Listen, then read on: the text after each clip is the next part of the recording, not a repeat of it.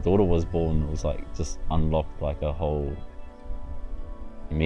different meaning to life. And I can still remember that day and looking into my daughter's eyes and just, yeah, it's just like a wow moment.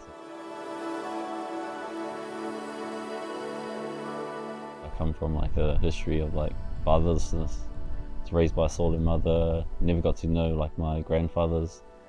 So for me, having my kids really taught me another level of love, like just a whole different level of love. Like I really want my kids and my family not to experience like not having a father. So I'm really involved in my kids' lives as much as I can. I really wanted to create something where we could really be involved with our kids, especially dads who have autistic children. My daughter's not on the spectrum and my son's on the spectrum, and there's just not like enough resources or people to talk to. Like what I've realized, and I didn't know when I started, that there was thousands of dads out there, but a lot of us keep our kids at home or keep them like sort of try keep them safe.